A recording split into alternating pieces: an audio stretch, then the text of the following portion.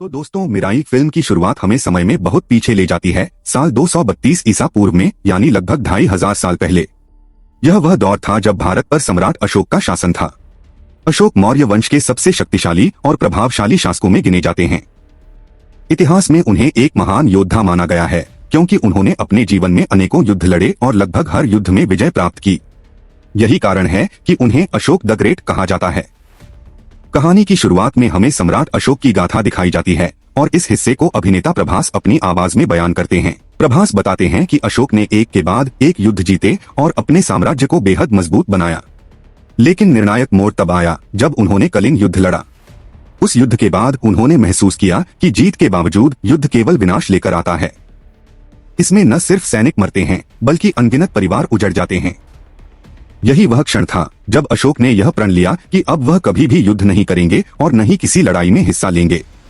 कहानी में आगे यह दिखाया जाता है कि सम्राट अशोक के पास असाधारण शक्तियां थीं, मगर युद्ध छोड़ने के बाद उन्होंने तय किया कि वे अपनी इन शक्तियों का त्याग कर देंगे, ताकि भविष्य में वे स्वयं भी उनका उपयोग न कर पाएं। इसके लिए उन्होंने अपनी सारी शक्तियों को 9 पवित्र ग्रंथों में बांट दिया। इनमें से 8 ग्रंथों में अलग अलग सिद्धियां यानी विशेष शक्तियां थीं, लेकिन 9वां ग्रंथ सबसे अनोखा था। उसमें अशोक ने अपनी अमरत्व की शक्ति संचित कर दी, जिसे अमृतत्व कहा जाता है। अमृतत्व की यही शक्ति सबसे अद्भुत थी। नियम यह था कि यदि कोई योद्धा पहले 8 ग्रंथों को प्राप्त कर ले और उसके बाद 9वें ग्रंथ तक पहुंच जाए तो उस व्यक्ति को अमरत्व मिल जाएगा। लेकिन सम्राट अशोक ने यह भी समझा कि इतनी बड़ी शक्तियां यदि गलत हाथों में चली गईं, तो पूरी दुनिया विनाश का मैदान बन सकती है। इसी कारण उन्होंने इन ग्रंथों की सुरक्षा का जिम्मा 9 चुने हुए योद्धाओं को सौंपा। ये योद्धा दुनिया के अलग अलग हिस्सों से थे। कोई चीन से आया था, कोई अफ्रीका से, कोई यूरोप से और बाकी अन्य स्थानों से। हर योद्धा अपने क्षेत्र का सबसे महान और बलशाली योद्धा माना जाता था। उन सभी को यह आदेश दिया गया था कि वे अपनी की बाजी लगाकर इन ग्रंथों की रक्षा करें।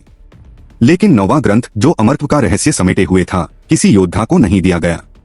इसे सौंपा गया कुछ ऐसे महर्षियों को जिनके पास भविष्य देखने की अद्वितीय शक्ति थी। इसका कारण यह था कि यदि कभी संकट आए तो ये ऋषि भविष्य में झांककर पहले से तैयारी कर लें और 9वें ग्रंथ को सुरक्षित रख पाएं। इसके बाद समय चलता रहा। पीढ़ी दर पीढ़ी ये ग्रंथ उन योद्धाओं और ऋषियों द्वारा सुरक्षित रखे जाते रहे। इस तरह लगभग 175 पीढ़ियां बीत गईं और हर पीढ़ी ने अपने हिस्से का दायित्व निभाया। कहानी यहीं से हमें वर्तमान समय की ओर ले आती है।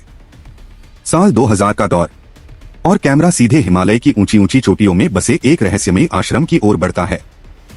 यही वह आश्रम है जहां सदियों से सुरक्षित रखा गया है 9वां ग्रंथ।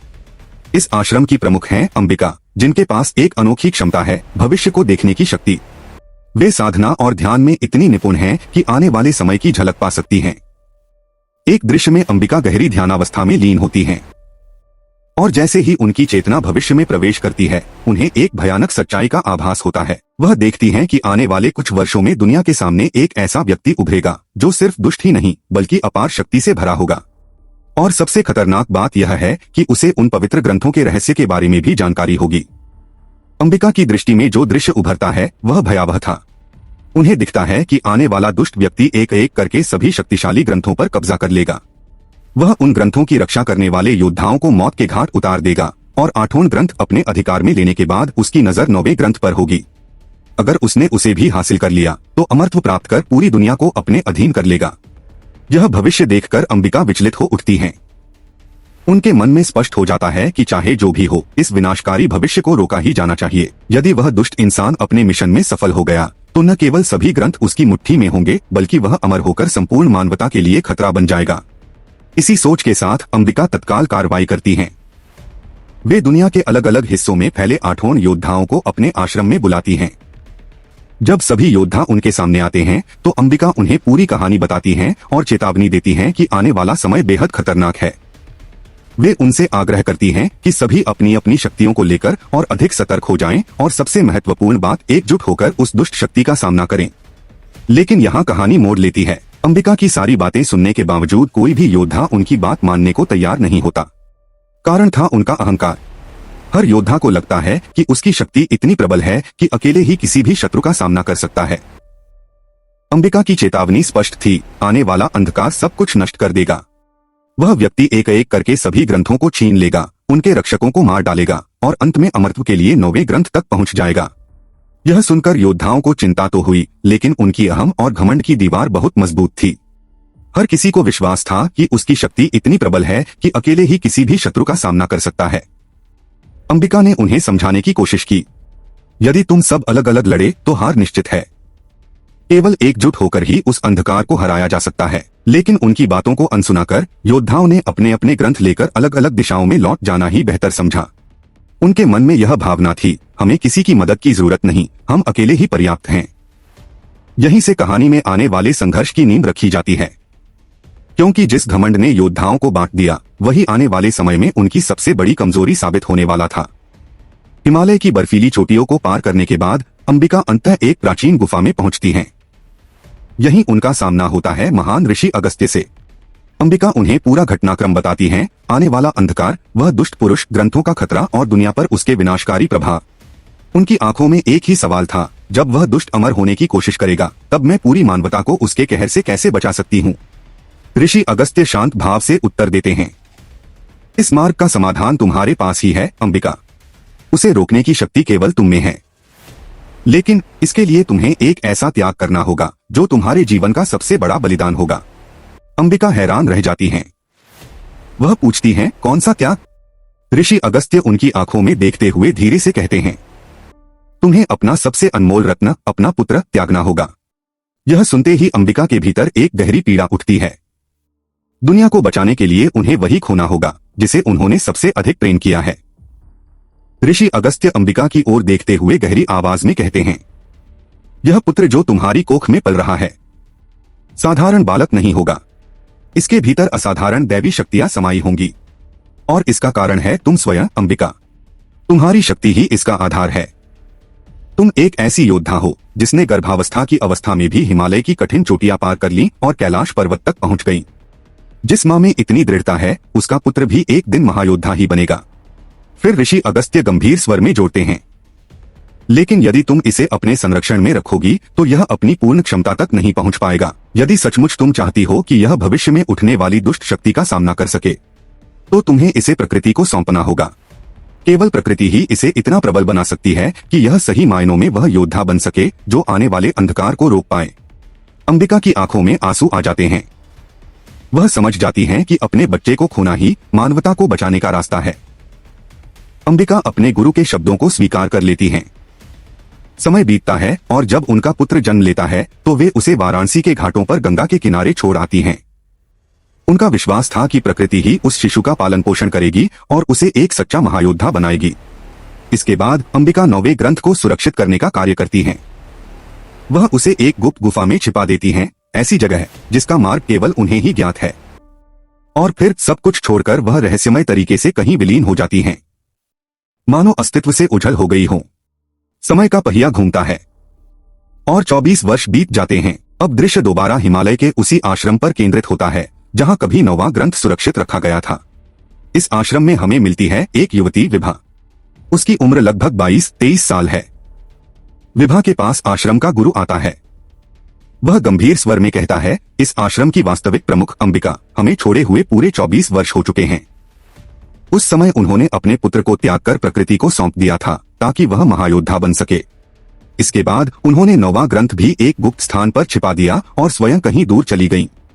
तब से लेकर आज तक वह कभी नहीं लौटी। गुरु आगे कहते हैं, लेकिन अब अंबिका की भविष्यवाणी सच साबित हो रही है। जिस दुष्ट शक्ति के बारे में उन्होंने चेतावनी दी थी वह अब प्रकट हो चुका है और बीते वर्षों में उसने अपनी काली शक्तियों का उपयोग करके बारी बारी से 6 ग्रंथों पर कब्जा कर लिया है। अब कहानी उस मोड़ पर पहुंचती है जहां गुरु विभा से कहते हैं, दुष्ट शक्ति पहले ही 6 ग्रंथों पर अधिकार जमा चुका है। अब उसकी नजर शेष बचे 2 ग्रंथों पर है और जब वे भी उसके हाथ लग जाएंगे तो अगला कदम होगा 9वें अमृत ग्रंथ की ओर बढ़ना। अगर वह ग्रंथ उसे मिल गया और उसने अमृत पा लिया तो वह समूची दुनिया को विनाश के अंधकार में डुबो देगा। लेकिन एक आशा शेष है। अंबिका के पुत्र के अतिरिक्त इस दानव को रोकने की शक्ति किसी के पास नहीं। गंभीर स्वर में गुरु विभा को आदेश देते हैं, अब समय आ गया है अंबिका के पुत्र को ढूंढने का, उसे जगाने का और युद्ध के लिए तैयार करने का। यह सुनकर विभा बिना विलंब किए वाराणसी के लिए निकल पड़ती है, वही स्थान जहां कभी अंबिका ने अपने पुत्र को गंगा किनारे छोड़ा था। वाराणसी पहुंचकर विभा अपनी विशेष शक्ति का उपयोग करती है। उसके पास एक अद्भुत वरदान है, वह किसी भी मनुष्य के मन को पढ़ सकती है और उसकी छिपी हुई सोच को जान सकती है। इसी शक्ति से विभा सुराग पाती है। आखिरकार उसे एक साधु मिलता है जिसने वर्षों पहले अंबिका के पुत्र का पालन पोषण किया था। साधु उसे बताता है कि उस बालक का नाम है वेदा।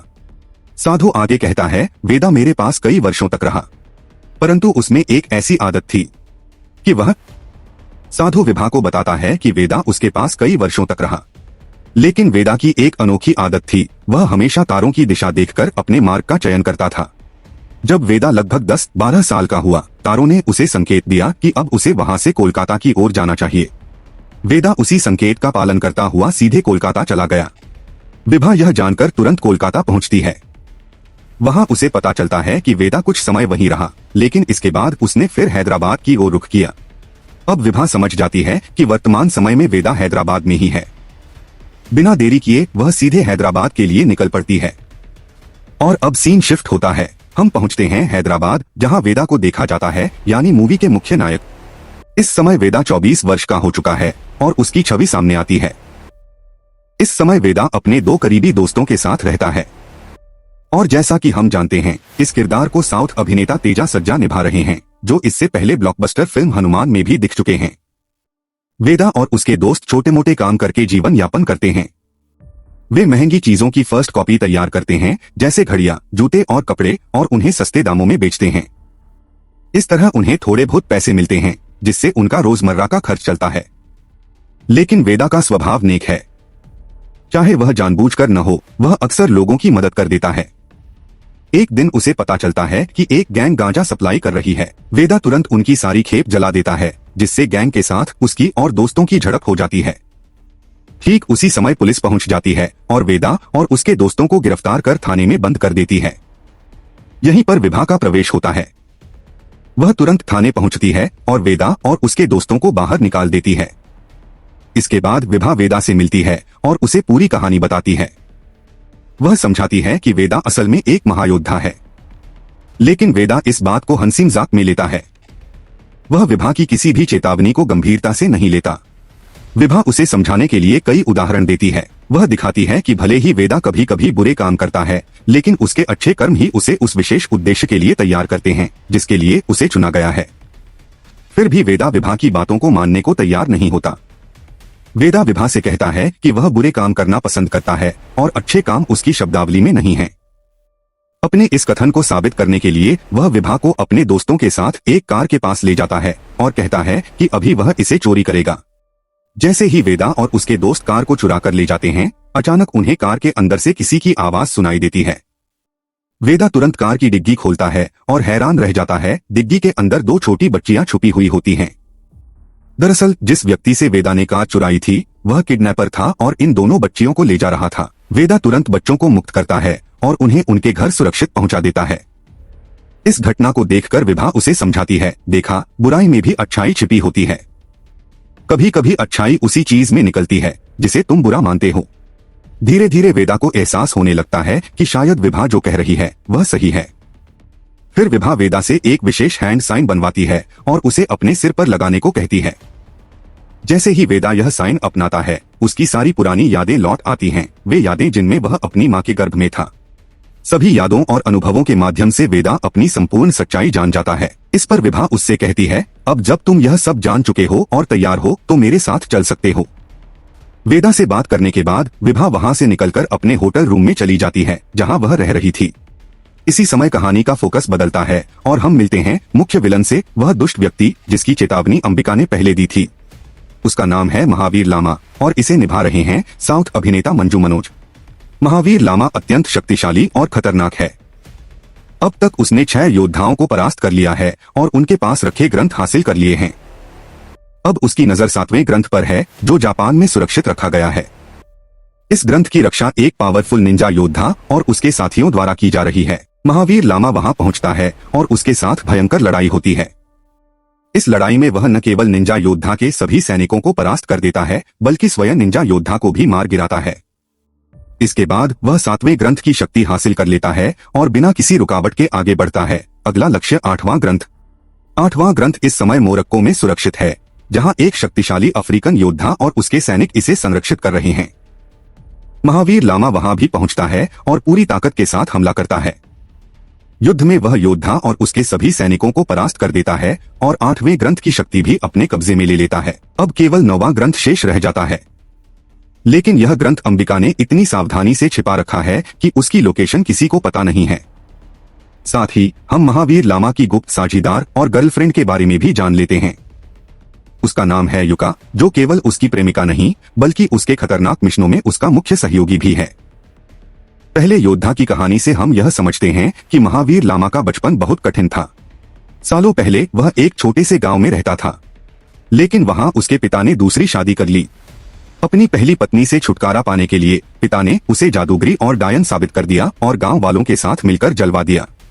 महावीर लामा की मां उसी जलने वाली घटना में मारी गई थी। इस वजह से गांव के लोग महावीर लामा को भी मनहूस और चुड़ैल का बेटा कहने लगे। पूरा गांव उसे तिरस्कार करने लगा और उससे नफरत करने लगा। समय के साथ महावीर लामा ने भगवान से मदद मांगने की कोशिश की, लेकिन उसे कोई सहायता नहीं मिली। तब उसने समझ लिया कि उसके लिए अब किसी और पर भरोसा करना व्यर्थ है और जो करना है वह उसे खुद करना होगा। धीरे धीरे महावीर लामा ने अपने विरोधियों को निशाना बनाना शुरू किया। जो भी उसे चिढ़ाते या अपमानित करते वह उन्हें परास्त करता गया। यही नहीं, एक दिन उसने अपने पूरे गांव को आग में झोंक दिया। वह आग के बीच बैठकर अपने विरोधियों को देखकर हंसता रहा। उस समय पहले योद्धा वहां आया और इस भयावह दृश्य को देखा। उसने महसूस किया कि महावीर लामा वास्तव में एक बेबस और अकेला बच्चा है, जिसने अपने पूरे परिवार और गांव को खो दिया था। पहले योद्धा ने उसे अपने पास ले लिया और उसे सुरक्षा, शिक्षा और प्रशिक्षण दिया। उसने महावीर लामा को अपने सभी ज्ञान और शक्तियां सिखाई ताकि वह अपनी क्षमताओं को समझ सके। महावीर लामा को पहले योद्धा ने शिक्षा, विद्याएं और अपनी बेटी के बराबर प्यार और सम्मान दिया। उनके जितने भी शिष्य थे उनमें महावीर लामा सबसे प्रतिभाशाली और तेजतर्रार था। समय बीतता गया और वह दिन आया जब पहले योद्धा को अपने पहले ग्रंथ के लिए उत्तराधिकारी चुनना था। उसके पास 2 विकल्प थे, अपना बेटा और महावीर लामा। दोनों को आंका गया। शक्तियों के मामले में महावीर लामा असाधारण था, लेकिन उसके अंदर क्रोध और आत्मकेंद्रित प्रवृत्ति भी थी। उसे अपनी शक्तियों के लिए दूसरों को नुकसान पहुंचाने की क्षमता थी। यही कारण था कि पहले योद्धा ने उत्तराधिकारी के रूप में अपने बेटे को चुना और महावीर लामा को अस्वीकार कर दिया। महावीर लामा ने इसे बर्दाश्त नहीं किया। अपने क्रोध और निराशा में उसने पहले योद्धा के बेटे को मार डाला और पहले ग्रंथ को अपने कब्जे में ले लिया। इसके साथ ही उसने जादुई शक्ति का दुरुपयोग करना शुरू किया और पूरे गांव को खतरे में डाल दिया। उसकी शक्तियां इतनी भयंकर थीं कि पहले योद्धा भी उसे रोक नहीं पा रहा था। तभी अंबिका ने समय पर हस्तक्षेप किया और पूरे गांव को बचाया। अंबिका ने महावीर लामा को रोक दिया, लेकिन इसके लिए उसे अपना जीवन त्यागना पड़ा। उसकी बलिदानी कार्रवाई से गांव के लोग सुरक्षित रह गए, लेकिन अंबिका ने अपनी जिंदगी का सबसे बड़ा त्याग दे दिया। महावीर लामा पहले ग्रंथ के साथ भाग गया, लेकिन उसने अपनी लालसा को रोक नहीं पाया। उसने धीरे धीरे और कुछ वर्षों में बाकी सभी ग्रंथों को हासिल करना शुरू कर दिया। अब उसके पास कुल 8 ग्रंथ हैं और उसकी नजर 9वें ग्रंथ पर है, जिसमें छुपा है अमृत का रहस्य। अगर वह इसे पा लेता है तो वह अमर बन जाएगा। और क्योंकि महावीर लामा संपूर्ण मानवता से द्वेष रखता है, वह अपनी अमर शक्ति का इस्तेमाल करके पूरी दुनिया पर कहर बरपाने वाला है। महावीर लामा की इस ताकत और उद्देश्य को जानने के बाद वेदा निर्णय करता है कि उसकी मां का त्याग व्यर्थ नहीं जाएगा। वह किसी भी कीमत पर 9वें ग्रंथ को ढूंढकर उसकी सुरक्षा सुनिश्चित करेगा। वेदा अपने दोस्तों के साथ निकल पड़ता है 9वें ग्रंथ की तलाश में।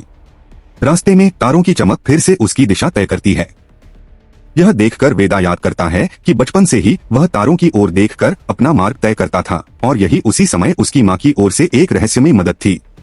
इस बार भी तारों की दिशा उसकी मदद करती है और वेदा उन्हें फॉलो करता है, यह जानते हुए कि यह मार्ग उसे सही दिशा में ले जाएगा। तारों की मदद से वेदा सीधा उस गुफा तक पहुंचता है जहां 9वां ग्रंथ सुरक्षित रखा गया था। वहां पहुंचकर वेदा उसे हाथ में ले लेता है। वेदा अपने साथियों के साथ ग्रंथ लेकर आगे बढ़ता है, लेकिन तभी महावीर लामा अचानक हमला कर देता है।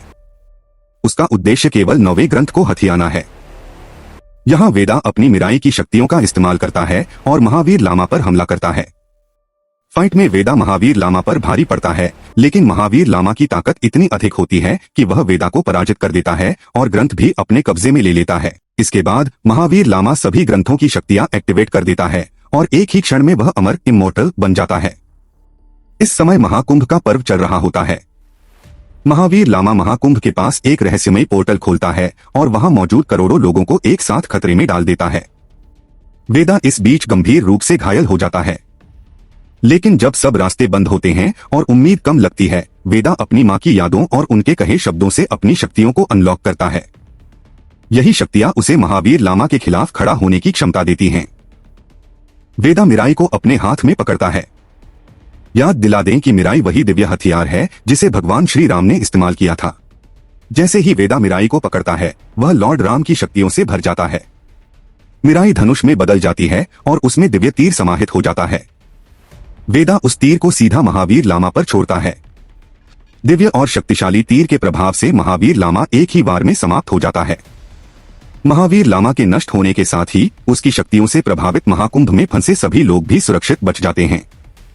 इस तरह वेदा महावीर लामा को हराकर अंत में विजयी होता है। लेकिन मूवी के अंत में एक पोस्ट क्रेडिट सीन आता है जिसमें मिराई पार्ट 2 के मुख्य विलन का संकेत मिलता है।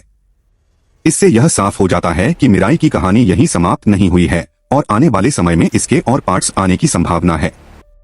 फिलहाल इस कहानी का सफर यहीं समाप्त होता है। दोस्तों, यह थी मिराई मूवी की पूरी कहानी। अगर आपको यह वीडियो पसंद आई हो तो लाइक और कमेंट करें और चैनल सब्सक्राइब करना न भूलें।